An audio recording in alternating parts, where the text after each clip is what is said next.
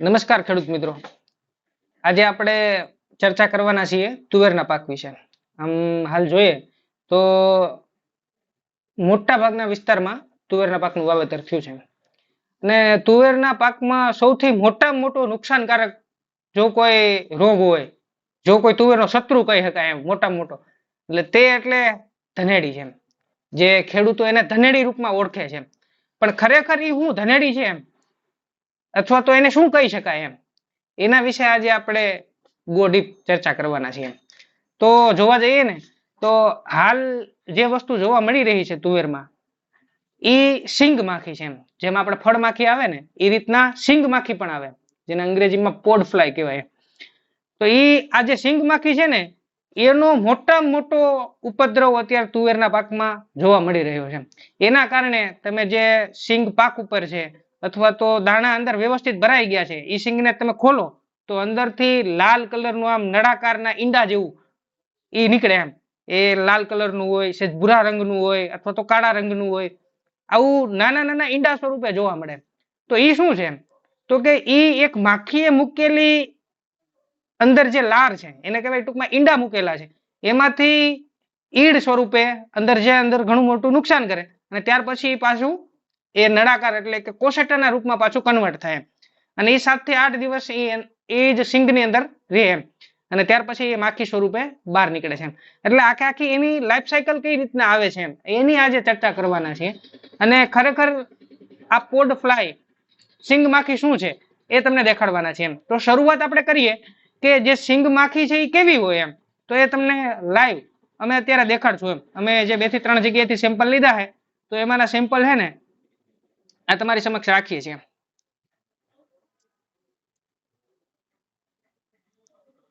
જો આ સેમ્પલ છે, આ ડબલીની અંદર અમે સિંગ માખી ખાલી સિંગુ પકડીને વ્યવસ્થિત નાખી હતી. તો એની અંદર આમાં ઘણી બધી આવી માખીઓ અંદરથી નીકળી એમ, કે જેની અંદર જે ઓલા ઈંડા જેવા હતા એમાંથી આવી માખીઓ છે. એટલે કહેવાનો મતલબ આજ આને આગળ વધારે છે એમ. એટલે આ જ મોટામાં મોટું કહેવાય ને કે એને ટ્રાન્સફર કરવાનું કામ કરતું હોય તો એ માખી છે. અને એ માખી છે ને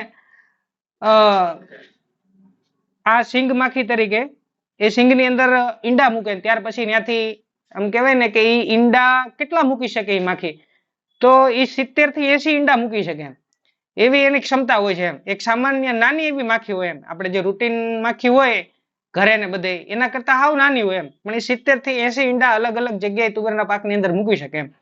એ ઈંડા મૂક્યા પછી 4 થી 5 દિવસ પછી એ ઈંડા છે ને એક ઈડના રૂપમાં ટ્રાન્સફર થાય એમ. તો એ ઈડ પણ કેવી હોય એમ કે એને પગ નથી હોતા એમ, એ આમ સીધી જ હોય, એને મોઢું ડાયરેક્ટ નોર વાળું હોય એમ, માથે એને ઢાલ પણ નથી હોતી એમ. એવી એ નાની અને સૂક્ષ્મ ઈડ હોય એમ. જે સિંગની અંદર શરૂઆતનો જે દાણો છે, જે કૂણો દાણો છે આપણી ભાષામાં કહીએ તો, એને થોડો ઘણો કોરી ખાય અને એટલા જ સમયમાં જ એ દાણો છે એમાં ફૂગ લાગી જાય અને દાણો ખરાબ થઈ જાય. ત્યાર પછી 4 થી 5 દિવસમાં એ ઈડ છે ને એનું આગળનું ચક્ર શરૂ કરે એમ. એટલે કે ઈ કોશેટો થઈ જાય એમ. એ કોશેટો કેવો હોય તો કે એકદમ નળાકારનો નાનો એવો હોય એમ, અને એનો રંગ જોઈએ તો લાલ કલર, સેજ કાળાશ ઉપર અથવા તો ભૂરા રંગનો હોય એમ. અને આ જોઈ અને મોટા ભાગે ખેડૂત એમ કે આને ધનેડી કહેવાય એમ, અને આને જ ધનેડી માનતા રહેલા છે. પણ ખરેખર એ ધનેડી નથી એમ, ખરેખર એ છે એક સિંગ માખી છે, પોડ ફ્લાય જેને કહેવાય એમ. અને એના કારણે બહુ મોટું નુકસાન તુવેરમાં આવી શકે એમ. કહેવાય કે તુવેરના અંદર જો મોટા ભાગે પોડ ફ્લાય આવી જાય તો ગયા વર્ષના સર્વેને ધ્યાનમાં રાખીને કહીએ તો 40% સુધી નુકસાન છે ને તુવેરના પાકની અંદર આવી શકે. સિંગ તમને સારી દેખાય પણ થ્રેશર હાલે અથવા તે સિંગને તમે ફોલો તો તમને સીધી જ દેખાય કે એની અંદર એક દાણો સાજો હોય અને બાકીના 3 દાણા છે ડેમેજ કરી નાખ્યા હોય. તો કહેવાનો મતલબ કે આ પોડ ફ્લાયને કંટ્રોલ કરવો ખૂબ મહત્વનો હોય એમ.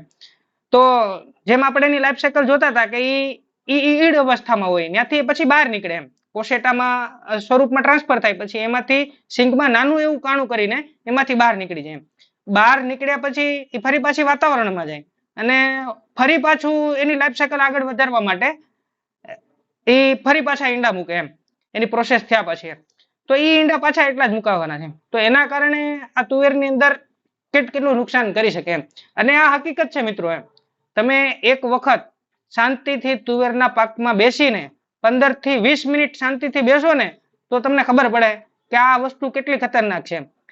લોકો ઈ ઝીણી ઝીણી માખું ઉડે છે એની સામે કોઈનું ધ્યાન જ નથી એમ, અને એવું જ માનતા રહેલા છે કે આ બીજા કોઈથી આવતી રહેલી છે, ડાયરેક્ટ બનતી રહેલી છે, અને એના માટે અવનવી દવાઓના અખતરા પણ લોકો કરતા રહેલા છે. પણ સાચું અને સચોટ નિયંત્રણ જોઈએ ને એની ઉપર, તો સૌથી બેસ્ટ વસ્તુ એવી છે કે થાયોમેથોક્ઝામ એમાં સુપર કામ કરે છે. કે થાયોમેથોક્ઝામ તમે વ્યવસ્થિત રીતના હર ડોઝ ની અંદર વાપરો ને તો આ માખી ઉપર મોટા ભાગનું નિયંત્રણ જોવા મળી શકે. અને એના કારણે તમે 90 થી 95% છે ને તુવેરના પાકની અંદર આ જે પોડ ફ્લાય છે, ફળમાં સિંગની માખી છે, એની ઉપરનો કંટ્રોલ કરી શકીએ એમ. તો બીજી જે દવાઓ આપણે વાપરીએ છીએ જે ગેસિંગ કરવા માટેની, પણ માત્ર એનાથી જ આ વાતનું સોલ્યુશન નથી એમ. ઘણા ખેડૂત મિત્રો છે માત્ર ફેન્ડાલ વાપરતા હોય, ઘણા ખેડૂત મિત્રો ખાલી ક્લોરોસાયપર વાપરતા હોય, પણ એટલા માત્રથી જ આ વસ્તુ ડાયરેક્ટ ટાર્ગેટ નહીં થઈ શકે એમ. પણ ખાસ વસ્તુ કે થાયોમેથોક્ઝામ એની અંદર ઉપયોગ કરવો જોઈએ, જેના કારણે આ માખી ઉપર ટાર્ગેટ કરી શકાય અને મોટા ભાગનું નિયંત્રણ મેળવી શકાય. કારણ કે એ વસ્તુ સિસ્ટમેટિક છે અને માખીને મારવા વાળી છે. ફેન્ડાલ જોઈએ ને તો ફૂદા અને ઈડને ટાર્ગેટ કરવા વાળી વસ્તુ છે, અને એક્ઝેક્ટ તો કપાસ માટેની દવા છે ફેન્ડાલ છે. કારણ કે બોલવર્મ એટલે કે જીંડવામાં આવતી ઈયળને કંટ્રોલ કરવા માટે એનો ઉપયોગ શરૂઆતમાં કપાસના વાવેતરમાં થતો હતો એમ. અને એની ગંધ વધુ આવવાને કારણે લોકો આનો ઉપયોગ કરે છે, પણ એનો ઉપયોગ કર્યા પછી પણ એમાં એટલા જ પ્રમાણમાં માખી ઉડતી જોવા મળે છે. તો હવે વાત રહી કે એમાં કયું ટેકનિકલ વાપરી શકાય, તો અમારા સર્વે મુજબ અમે જે એની ઉપર ટ્રાયલ કર્યા તો એના ઉપરથી અમને થાયોમેથોક્ઝામ એટલે આપણે મોટા ભાગે એકતારા કહીએ એનો ઉપયોગ કરવો જોઈએ એમ, કે એનું સચોટ નિયંત્રણ એમાં જોવા મળે એમ. જો હર ડોઝે, અને આ અવસ્થા એવી છે કે એની અંદર સમયસર છે ને ડોઝ મારવો ખૂબ જરૂરી હોય છે. જો એમાં ચૂક થઈ જાય ને તો આના કારણે ખૂબ જ મોટા પ્રમાણમાં નુકસાન થઈ શકે છે. તો અસ્તુ, જય હિન્દ, જય ભારત.